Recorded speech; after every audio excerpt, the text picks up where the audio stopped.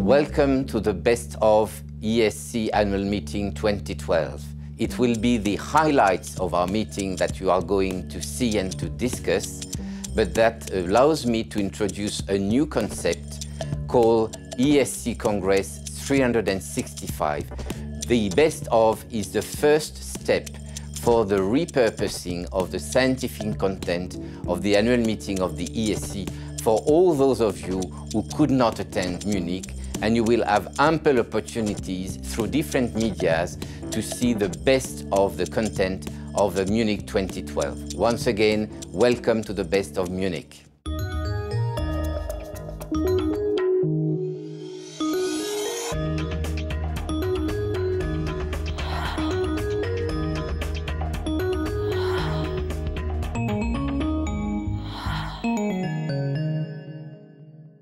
It's a great pleasure to welcome you.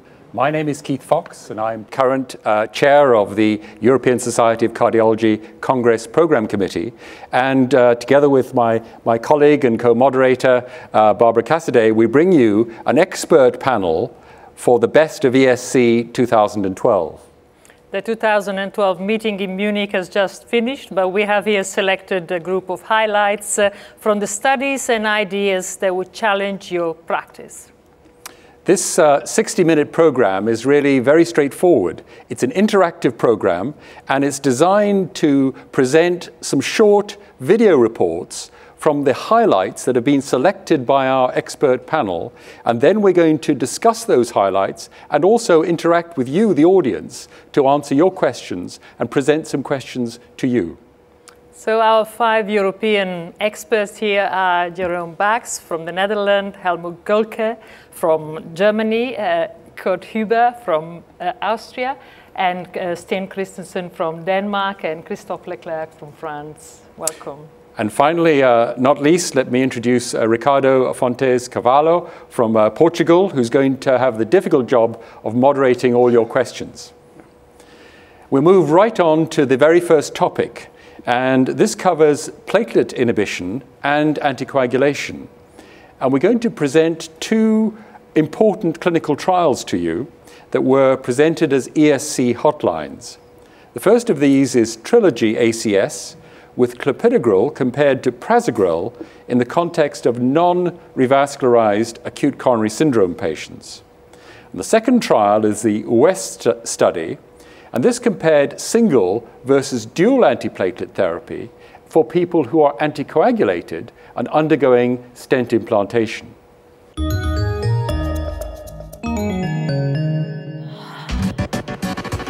More than 9,000 patients with acute coronary syndrome managed without revascularization were enrolled in Trilogy ACS and were randomized to receive on top of aspirin either 75 milligrams daily of clopidogrel or 10 to 5 milligrams daily of prasugrel. The median follow-up was 17 months. We hypothesized that prasugrel would reduce the time to the first event of cardiovascular death, MI, or stroke.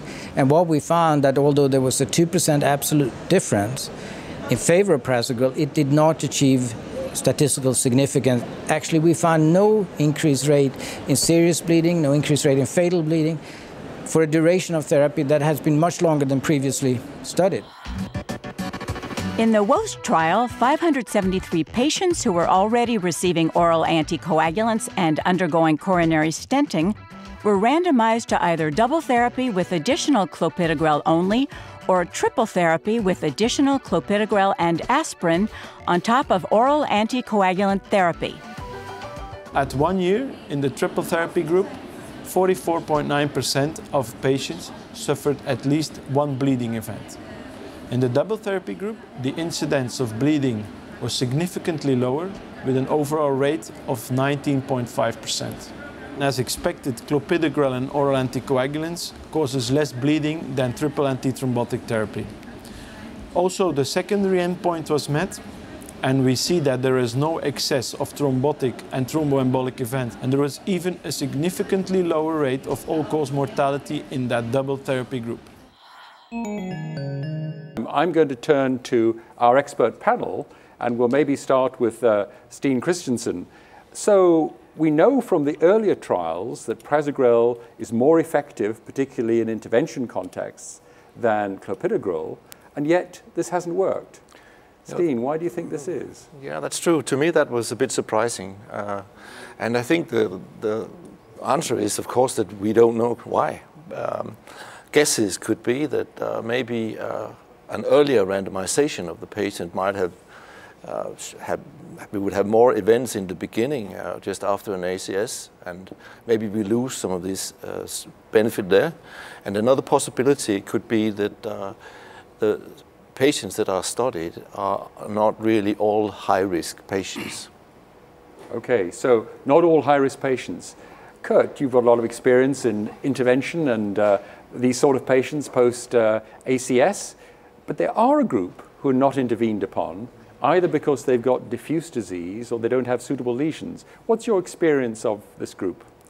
Well, usually we believe that these patients have a high risk to have another ischemic event in the follow-up, and we have also seen this in the Trilogy patients, that the events were there. So they were there, this wasn't a low-risk group. It was an event-driven study. On the other hand, if we compare the data with other trials, with primarily conservative treated patients like the Plato trial, the comparator, the clopidogrel group, had a much higher mortality rate, double as high, 8% versus 4% now in Trilogy.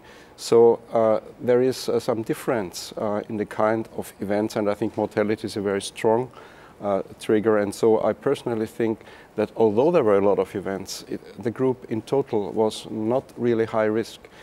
And you could also indirectly discuss this because, for example, in Plato, about 40% of patients were switched who were primarily on a conservative treatment, were switched to intervention. It was only 7% in the Trilogy trial, which is good for the trial, but might show indirectly that patients had not the high risk we expected. Or it could indicate that they selected the patients appropriately that weren't suitable for revascularization. This is also a possibility.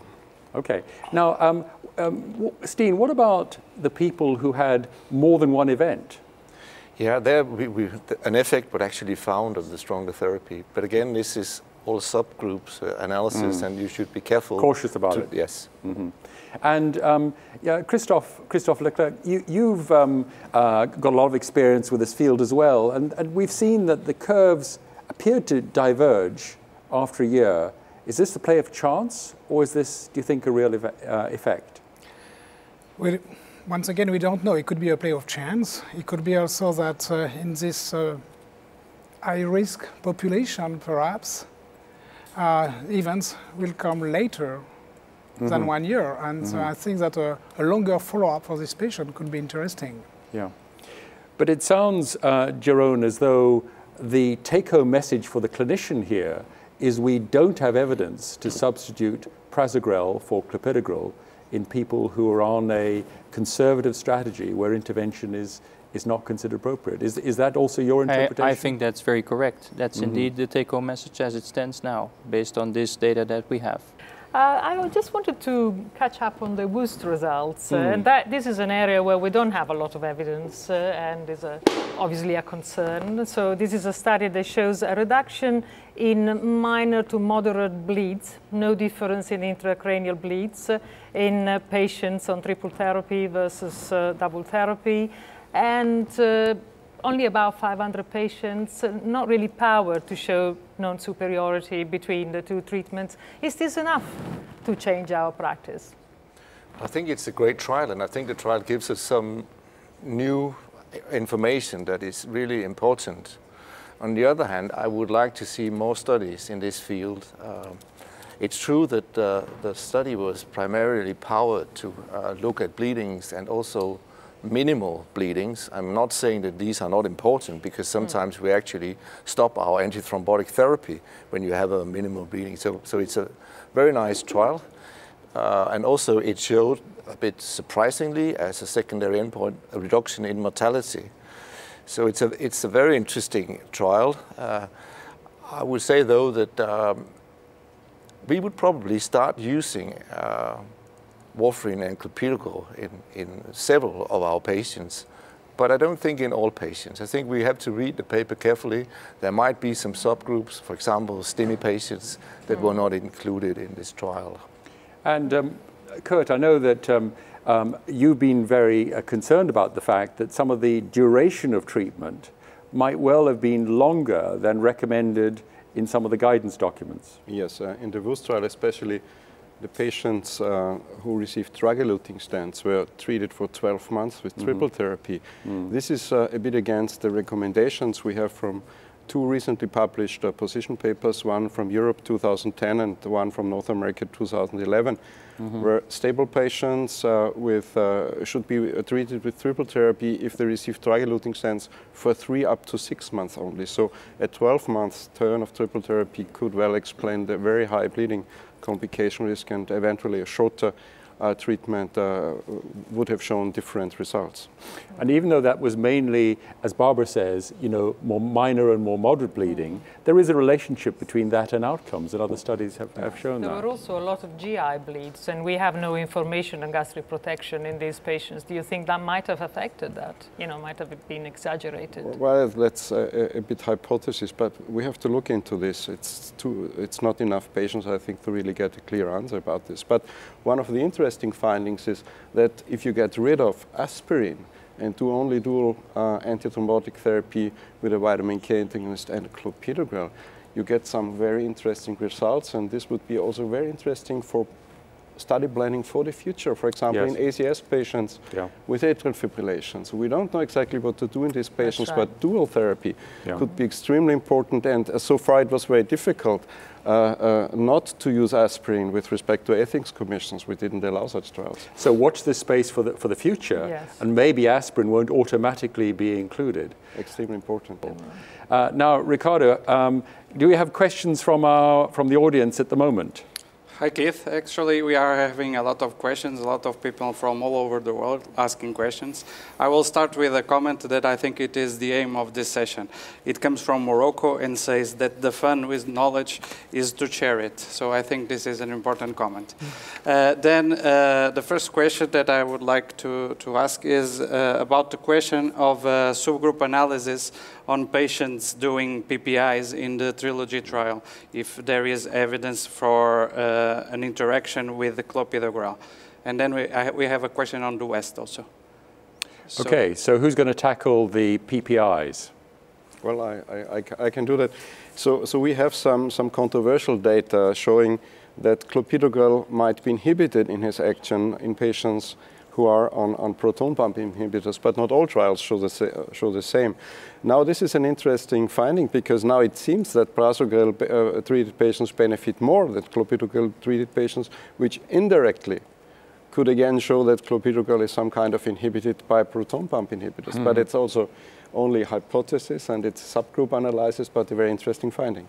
So we've got a lot more questions coming, but we need to be fair to the other topics. So let's move right ahead with the next topic. To the next topic that is pertinent to arrhythmias and atrial fibrillation, where new anticoagulants are to replace warfarin in the guidelines. And this has prompted an update of the guideline this year. In addition, we will discuss some issues on the implementation of genetic testing in patients at risk with sudden cardiac death.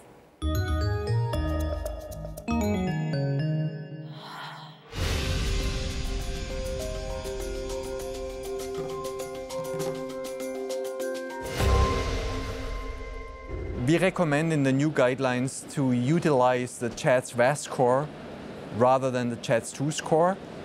And the reason for that is that we think that there is a better separation of patients as to their risk of stroke or systemic embolism. There's actually only one place for aspirin, and that is if a patient refuses to take any form of oral anticoagulation. The updated guidelines clearly state that you can use either vitamin K antagonists or factor 2 inhibitor or factor 10A inhibitor.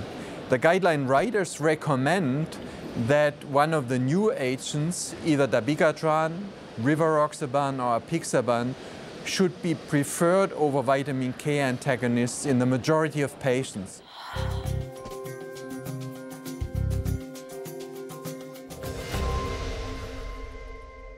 The field of inherited arrhythmias and predisposition to sudden cardiac death has now evolved to a quite mature stage. Polymorphisms in ion channels, in protein that regulate calcium, and also in protein that so far are still of unknown significance, do contribute to the predisposition to sudden cardiac death. So we are really fast approaching the clinical introduction of these markers that, of course, by themselves will not be enough to predict who is at risk, but put together with the clinical variants may help the clinicians identify the patients at higher risk of sudden cardiac death. You've heard a bit about the guidelines, and I've got a question for Christoph, and it's about the low end of the CHADS VASC score, those with a score of 0. What do the guidelines say, Christoph? I think that the guidelines first mention that to assess the risk of embolism, we should use now the CHADS VASC and not the CHADS score. So the first message.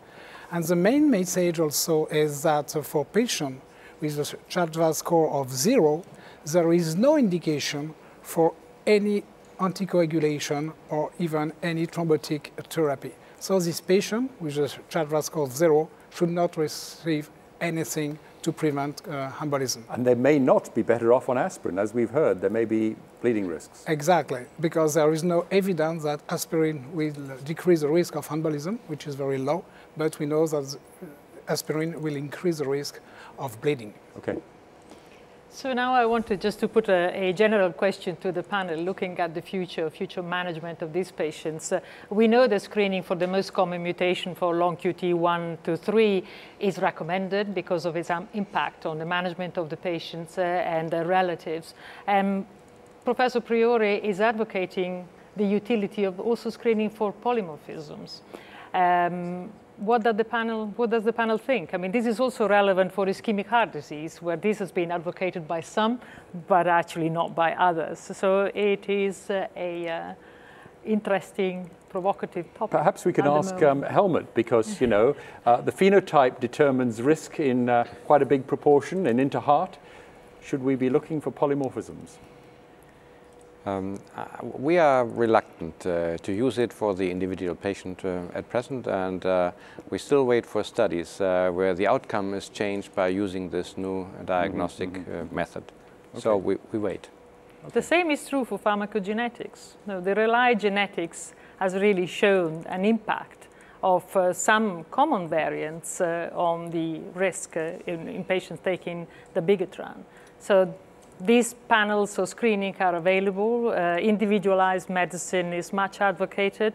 Should that get into the guidelines? Well, I think at the moment, for most of the topics that were addressed, we don't have the proper evidence. So I think before something goes into the guidelines, we really have to have careful evidence to bring it in. At this moment, exactly on outcome studies, which are lacking at the moment, as was already raised before. So I think this is very careful take-home message. As long as the outcome studies are missing, to move it into the guidelines is premature.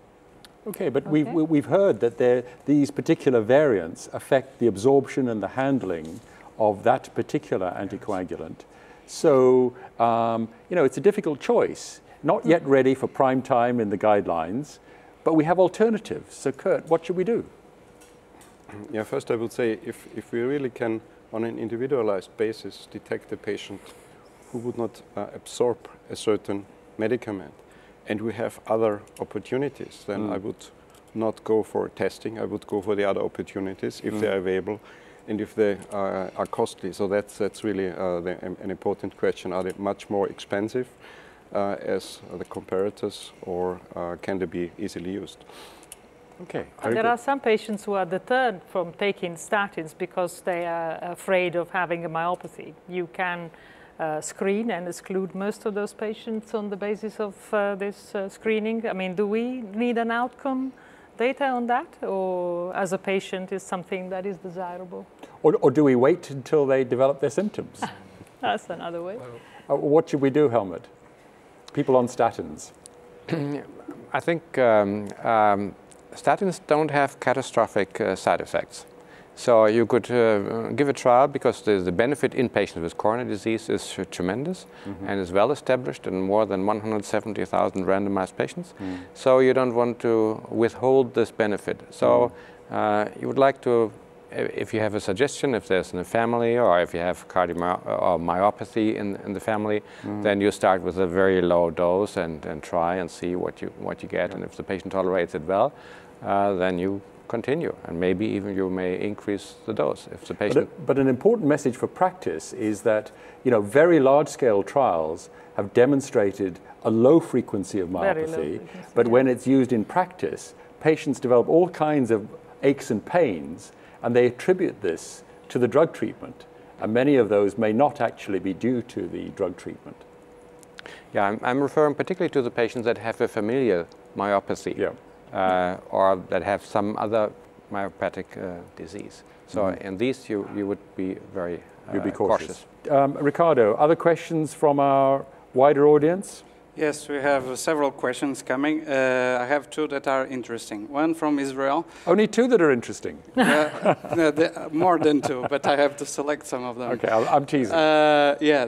One of them is interesting, which is from Israel saying, are healthcare authorities ready to accept new oral anticoagulants from financial point of view? Okay. Difficult question. So a difficult question. Are healthcare authorities prepared to accept the novel agents? What happens in Denmark? Yeah, in Denmark, the healthcare authorities are accepting and reimbursing. And of course, the equation goes not only on the price of the drugs, because of course, the new drugs are a lot more expensive than warfarin, but actually controlling and testing for the INR values is also expensive. Yes. So that's why now both the Bigatran and also rivaroxaban and probably soon apixaban is being reimbursed in our country.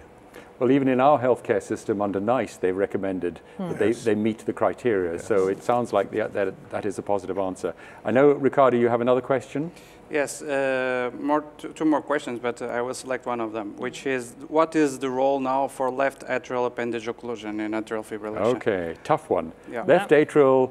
Christoph, what are we going to do about this? Yeah, I think the guideline for the first time included the left atrial appendage closure, which was not included previously.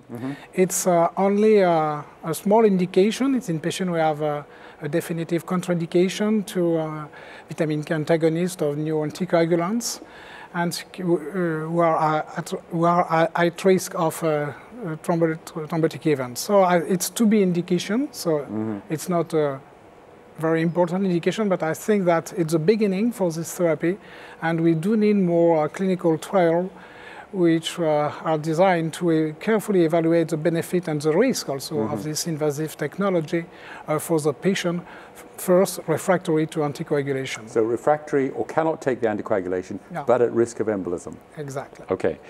We need to move forward, and we know that there have been a series of clinical trial updates and further information from studies presented in Munich. The reverse study in relation to CRT and the outcomes at 5 years, SHIFT with hospitalization for heart failure, and the ALDO-DHF regarding aldosterone receptor antagonists with diastolic heart failure. And there have been lessons from these trials, but importantly, some key updates to the guidelines. So let's hear about those now.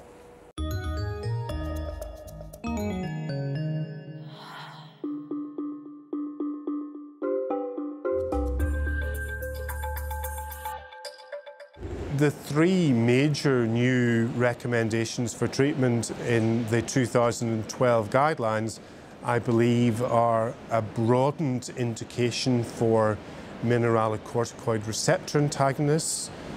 The second new pharmacological indication is for a drug called ivabradine. That's a completely new type of treatment for heart failure, and we believe that that's indicated in patients who, despite full conventional therapy, continue to have symptoms and continue to have a heart rate of 70 beats per minute or greater. The third important therapeutic development that could affect many patients with heart failure is a broadened indication for cardiac resynchronization therapy. So, Christophe, we've heard about this broadened indication for cardiac resynchronization therapy. How does this translate? What are the key things that are in the guideline? I think that for the first time in the European guidelines, CRT is indicating not only on the QRS duration, but also based on the type of conduction disorders. And in patients with QRS more than 120 milliseconds and the presence of left bundle branch block, class 3 and 4 or 2, they have a class 1 indication. But for patients with wider QRS, more than 150 milliseconds, but without left bundle branch block, that means patient with right bundle branch block or intraventricular conduction disturbances, this CRT is indicated with a 2A indication. So for the first time, the presence of a left bundle branch block is a strong factor to include patients for CRT. Okay, now let's come to the issue of heart failure with preserved systolic function. Still no trials affecting outcome. I would say that it's a poor parent of the treatment for heart failure because we have many patients, about 50% of the patients have heart failure with preserved ejection fraction, but so far we don't have any evidence of the efficacy of RAF treatment. But we have two promising results, one with anti-aldosterone and the other one with a new drug, angiotensin receptor neprilysin antagonist, who did show that these two drugs in patients with preserved ejection fraction reduce NT-proBNP. So it's not a hard endpoint, but I think it's a very promising study, and we're waiting for other study in this field. Yes, and we've also heard about some new evaluation techniques and imaging techniques in patients with preserved systolic function. Do you see a role for these, Jeroen? Well, it was specifically highlighted in this heart failure guideline that the sophisticated echocardiography is now starting to play a role. The tissue Doppler is well recognized to be important. And so I think that indeed the more sophisticated technologies are moving into this field, not only for the particular topic of diastolic function assessment, but also for the more sophisticated evaluation of the heart failure patient in general. You see also that MRI is becoming more and more accepted and integrated. So I think sophisticated imaging is coming. So we can identify the patients better, we just need to know how to treat them. Exactly, because identification is one step. Yes. But as long as no successful therapies are available, this is what we need actually. Okay, so we're going to move on to the next topic, Barbara? Yes, the patients with stable coronary artery disease has been frustrating the interventional cardiologist for a while, and maybe what the results of FAME2 at the ESC meeting will change that, and we will discuss this in a minute. We are also discussing new development in the use of non-invasive techniques, such as CT, for the evaluation of both coronary anatomy and perfusion.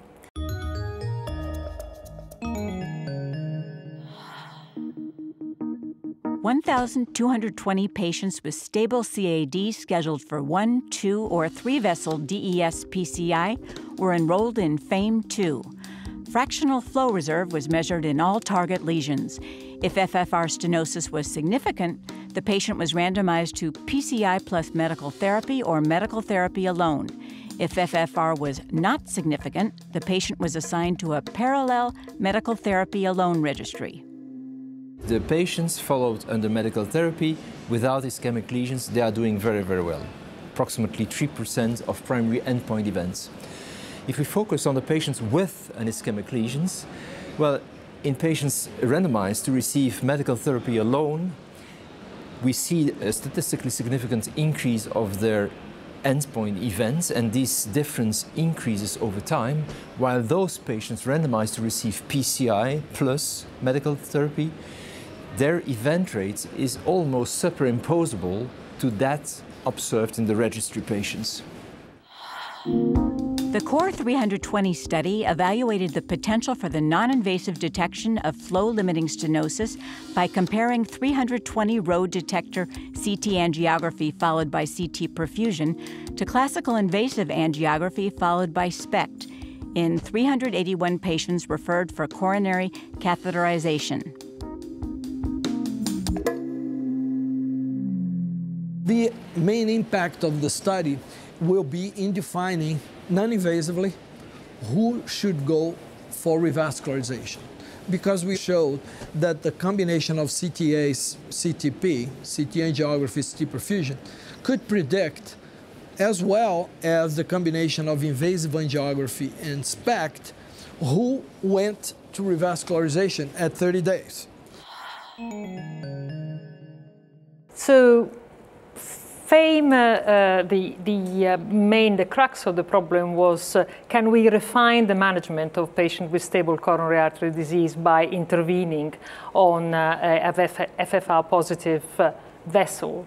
In that respect, has FAME2 delivered? Do we know something more about the outcome of this patient, or shall we perhaps accept that revascularization is a good outcome?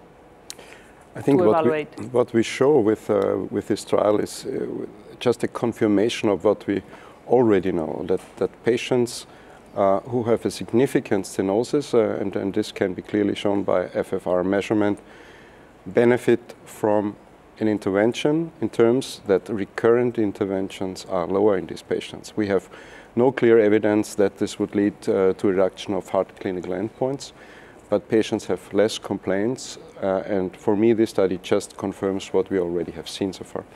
Is this going to change our practice? Well, we are already using FFR in many of our patients in the cath lab that have borderline lesions, and in particular in multivessel disease. And I think, like Kurt, this study confirms that this is a good strategy. I would say also these are stable patients. We could not really expect to save lives in this group of patients. You could maybe criticize the endpoint of revascularization. That might somehow be subjective as the study is unblinded, but on the other hand, I don't actually see a better way of performing the study, and I think it's a fine study. So this is really bring the question to you, Jeroen.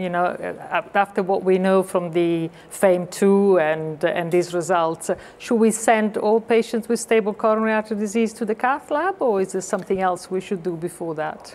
Yeah, so that's a very important issue, of course. I think the general consensus is that we need to work from pre-test probability of coronary artery disease, and that's really what we should think of.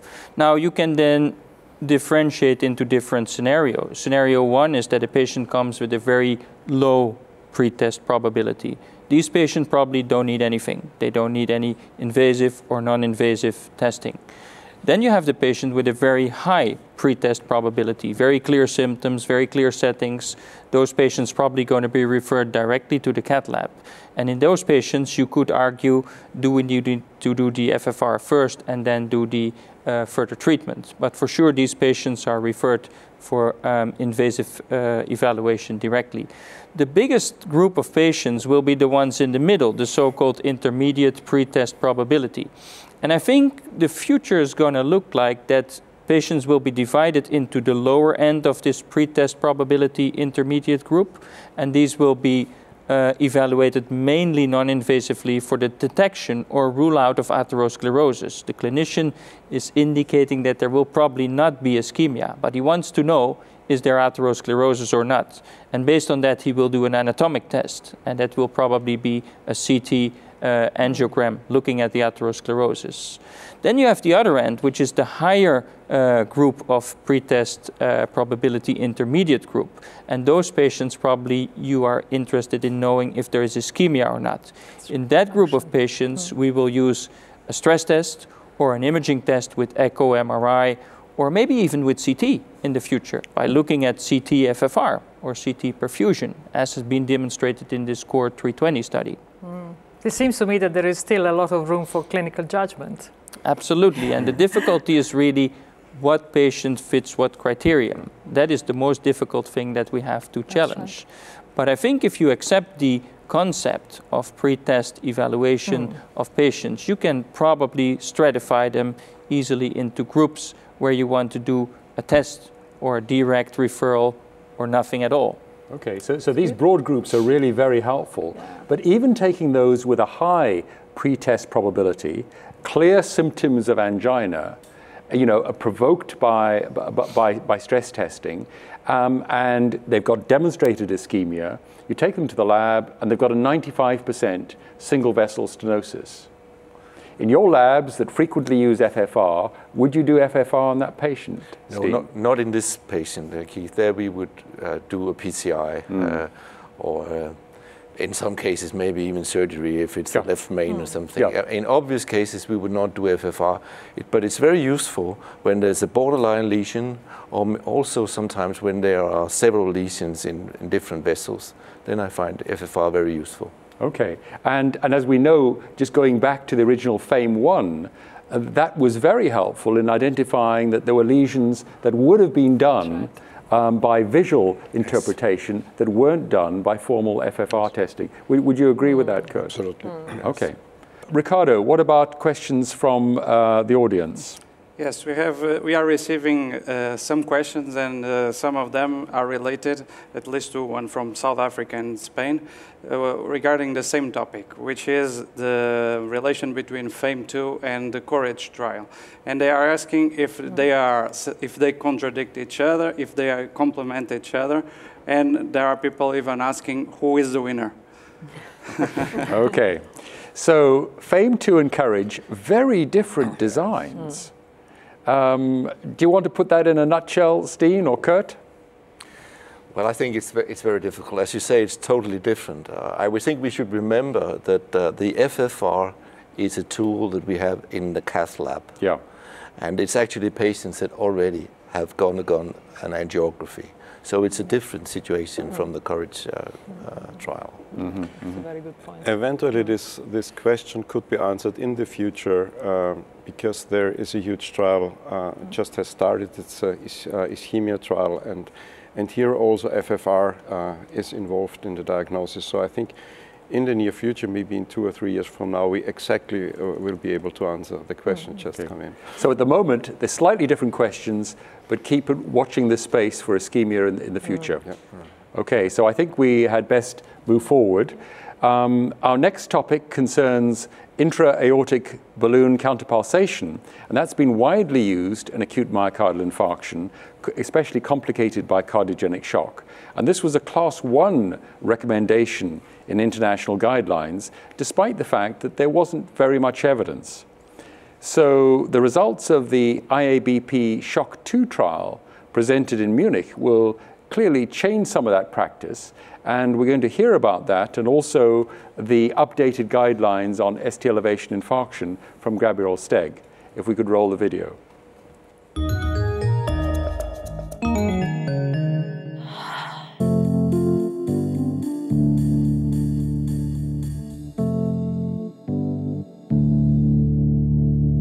For the interventional community, we can summarize by saying coordinated networks of care with accepted written protocols of all the stakeholders and demanding delays to strive for, with a target of 60 minutes to primary PCI in a PCI-capable hospitals.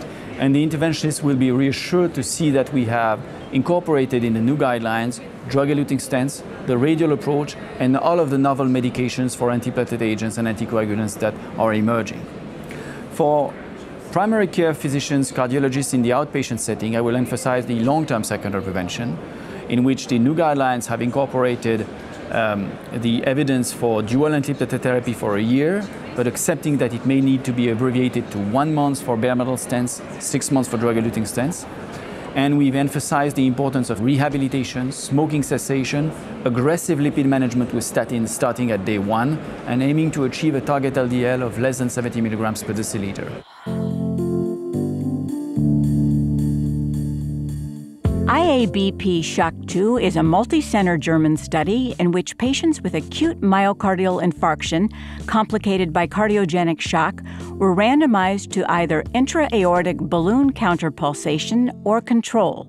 With 600 patients, it is the largest randomized clinical trial which has been performed so far in cardiogenic shock. The primary study endpoint, we failed to show, this was our assumption, that the intra-aortic balloon pump can reduce the mortality. So the mortality was 39.7% in the intra-aortic balloon pump group and 41.3% in the control group. The most important thing is that revascularization has to be offered to our patients as quick as possible. We know that primary percutaneous intervention should be the method of choice, and we only are able to offer this in the given timelines if we organize a very well functioning network. This is extremely important, and for the first time has also a 1A recommendation in the new Stemi guidelines. Yes, so networks of care, and your group and others have got a lot of experience in establishing these networks, but not easy. It's relatively difficult to organize such networks, but in the end it works, and the most important thing is that you are really able to reduce in-hospital and long-term mortality within 1 year if a network is starting. So these are very good data from many different centers. Yes. The problem with the networks is that a 60-minute time span between first medical contact, diagnosis and intervention is very difficult to reach. This is even not possible in networks where the transfer times are relatively short. But this is the goal we really should go for, especially in fresh infarctions. Yeah. But as soon as we see that the patient could be treated within 2 hours in the cath lab, the patient should be referred for primary PCI. Only if this is not possible, we should think on other reperfusion methods. But it's important to be as quick as possible, not to be happy with 2 hours. We should really go for the 60 minutes that are recommended now. And you and others have emphasized the importance of an integrated approach that doesn't involve a patient having a double stop, which obviously is a big delay. It's extremely important. As soon as a patient is on the run to the cath lab, you should avoid emergency rooms or other hospital. You should go directly to the cath lab of a PCI-capable hospital. This is the most so that's an important practice management point. And now, one of the other things that Gabriel Stegen, talking about the guidelines, highlighted was, you know, it's not all over after the acute phase. There's all the secondary prevention, and we're not very good at that. Helmut. Yeah, this is true. Many people, many patients feel cured after after they've seen that the stenosis is abolished, and this is a great mistake. So the persistence of secondary prevention is very low. The EuroAspire studies 1, 2, and 3 have shown that the control of risk factors is less than desirable and goes down after 6 months. Also, the use of medications is going down after 6 months, like only 50% have the initial dose of the statin, and also the platelet inhibiting agents are decreased. So this is a big problem. Cardiac rehabilitation is a class 1 recommendation. It was good to hear from this interventionalist that he has very strict targets for LDL, and this is also a new development in the prevention guidelines, that the LDL target for all patients with coronary disease is below 70 milligrams per deciliter, or 1.8 millimole per liter. So that's got to be pursued aggressively. This is, this has to be pursued aggressively, and this will be a major change in the lipid management and smoking cessation. Smoking cessation, of course, is one of the most important message. And one of the most important things that you can do to improve your prognosis. So, smoking beats everything in terms of harm to the patient. Okay, so a very important message there. Yeah. Now, we do want to mention that there were a series of presentations on the topic of TAVI in this Congress, and there was information on the long-term outcomes, information on the ways of imaging and evaluating patients with TAVI. So, who would like to start? What have the registries told us about TAVI? Good. Well, one of the biggest registries that has been presented now is the Gary registry from Germany, and here several thousand patients are within each group, either patients referred for surgery or surgery plus CABG, or TAVI transfemoral or TAVI transapical. And the interesting finding, but this is only in-hospital mortality at the moment, is that in-hospital mortality is similar between these groups, although patients who receive TAVI are the sicker patients. They are older and they have more risk factors. It's quite interesting to see this. And also the peri-procedural complications are comparable. But this is a registry now, and what we really would need is first long-term outcomes with this new strategy, and what we also need is prospective randomized trials. And I think we can be very positive about this method, but we have to look on studies that are ongoing. So we really need robust long-term outcome data to change that practice. And, you know, people have raised concerns about lower indication individuals who might be suitable for surgery going to TAVI. What about, you know, the guidelines have emphasized the heart team. And so, Steen, what should we do about this? I think it's very important that we discuss the cases with our surgeons. And certainly in our hospital, this is the case. And I would say the general rule in our country is still that if the patient can get surgery, this is the preferred option. Okay. And this is also what the guidelines tell us. And we should not forget that the current recommendations for TAVI is a 1B recommendation in patients not suitable for surgery and with a life expectation of more than 1 year. And this is still the indication. Okay, so very important to focus on that. Right. Any questions from the audience on those topics at the moment? We had some questions, we are receiving a lot of them, regarding especially the shock trials. Sorry for going back, but people ask for a clear message. And also there is another question from Germany, which is if it is probable that we had, because they see benefits in individual patients, if there is the probability of having a selection bias in this trial. Okay, so intra-aortic balloon counterpulsation, the shock trial. You know, I'm going to ask everybody, would this potentially change your practice? Christoph?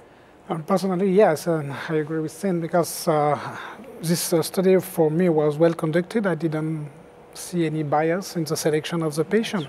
Yep. And I think that, as you mentioned previously, we want to do something and we put a balloon, but today we have the evidence that to insert a balloon in a patient does not change the prognostic of this patient. So I think it's a clear message, and perhaps we have to think to other technologies such as ECMO or something like that more rapidly in a selected patient.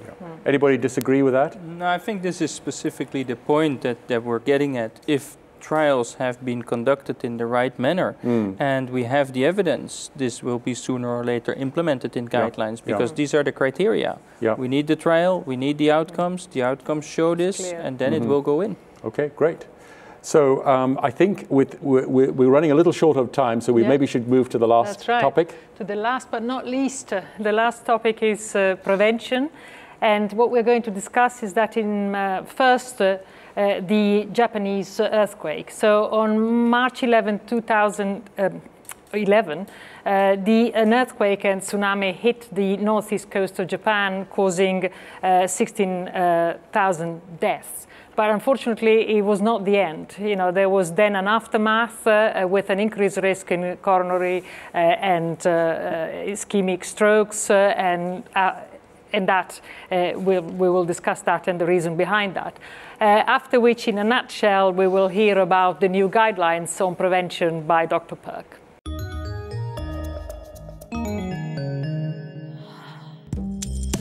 In the Great East Japan Earthquake Disaster and Cardiovascular Diseases Study, all ambulance transport records in the Miyagi Prefecture were examined 4 weeks before and 16 weeks after the earthquake. We found that there were three different time courses of the increase in the disease. First, the occurrence of heart failure and pneumonia significantly increased and sustained and only gradually returned to the previous level. The second pattern was found for a stroke and a CPA, cardiopulmonary arrest. It rapidly increased and rapidly decreased, and very interestingly, second peak in response to the largest aftershock. The third pattern was found for acute coronary syndrome. Again, a rapid increase and rapid decrease, and in the third month, the occurrence was significantly lower as compared to the previous 3 years, which means that the occurrence of acute coronary syndrome could be accelerated in this disaster situation.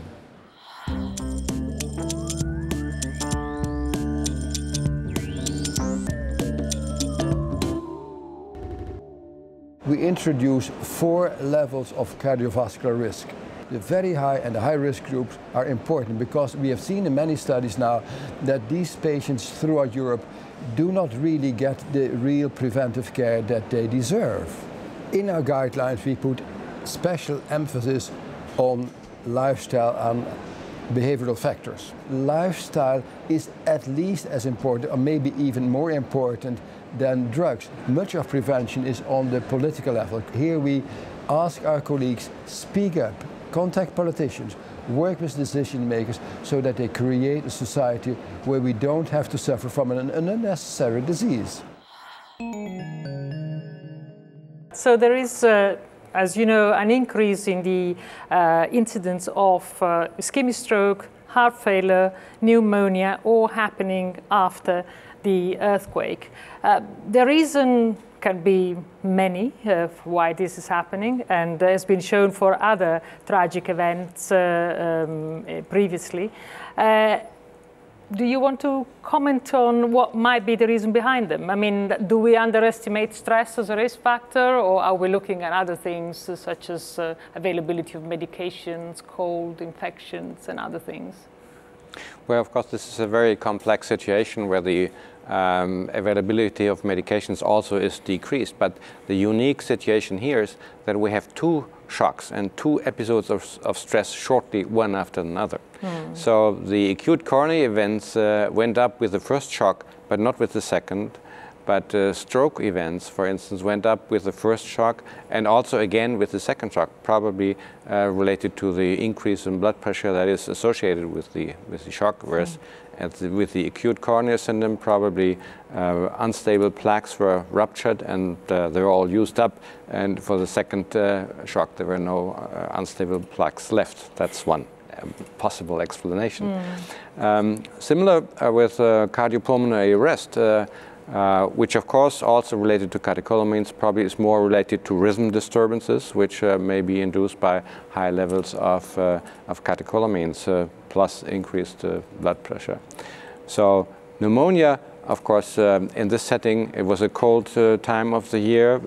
People were without housing, without electricity, without heating, and many of them were wet for quite a time. So pneumonia is likely to occur under these circumstances.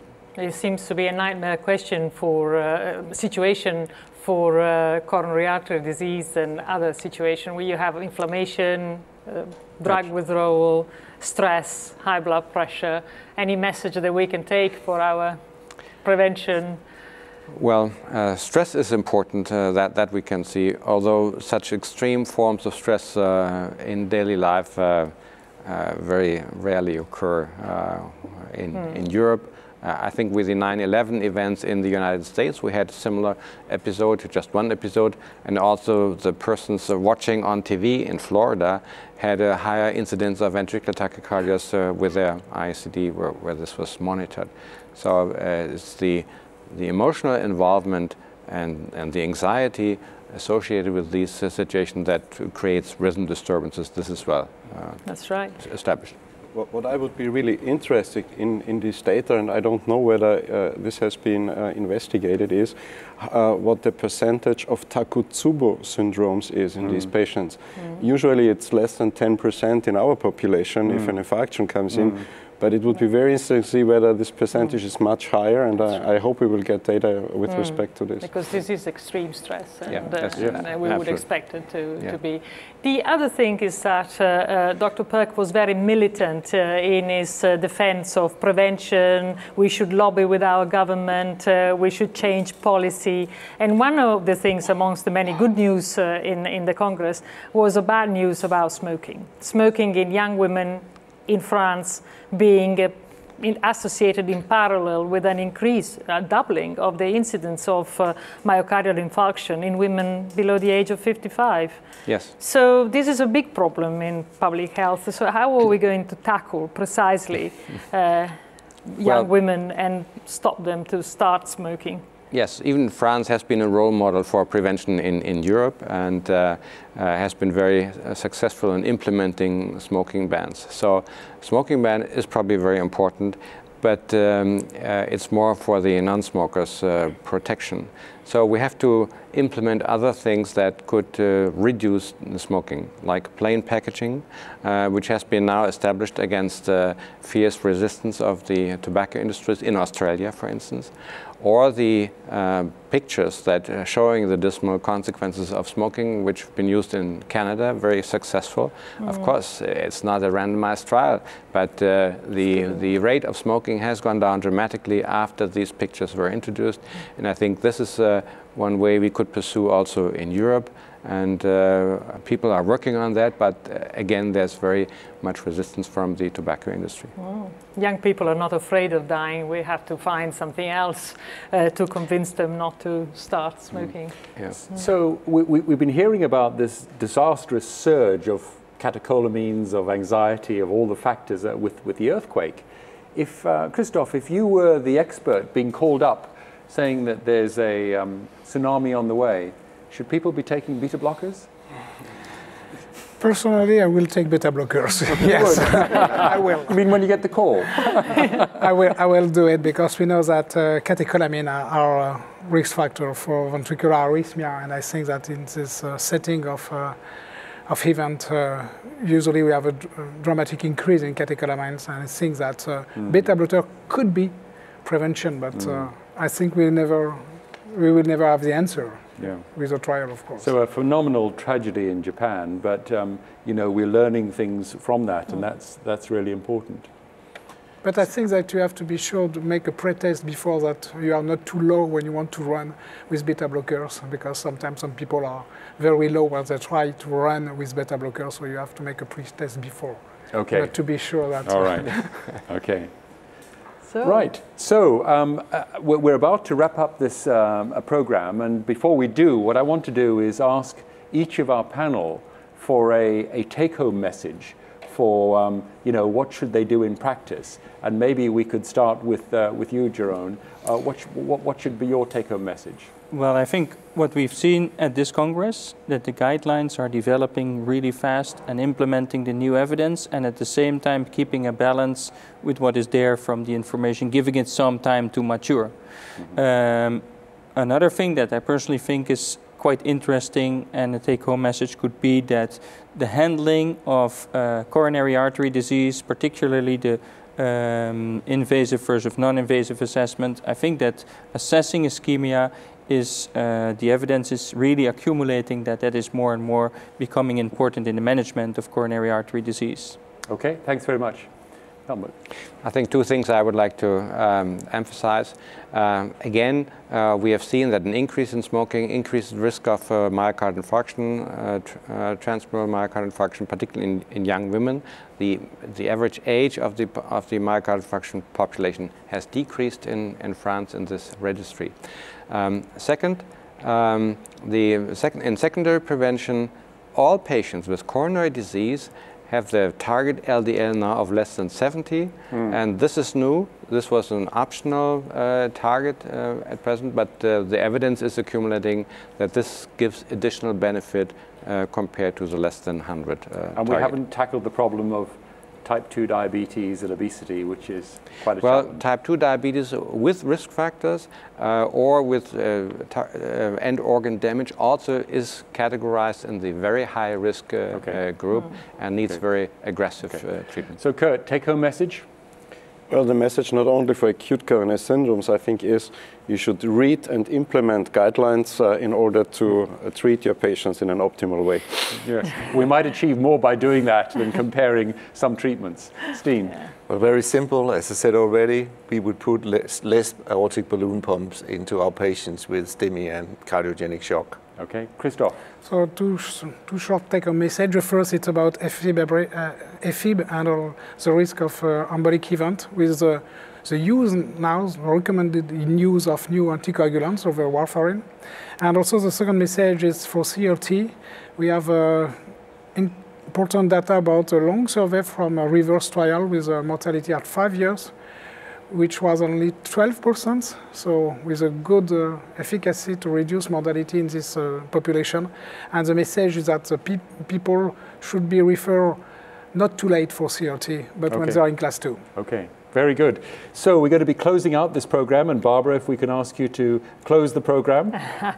Yes, I would really, all is left is to thank you very much for your participation in this program and for the hard work that you have done, and to thank the ESC staff and for organizing this event, and our sponsors, Servier and AstraZeneca, for their unrestricted grant, and you, the audience, for really making the event more lively and interesting. So we now have we leave the last words to the new ESC president, which is Professor Panos Vardas. Bye-bye from us. On behalf of the ESC board, I would like to thank you for your participation in the second edition of the Best of ESC. I hope you found this program important for your practice, and we are looking onward to welcome you in Amsterdam on 31st of August next year. See you in Amsterdam!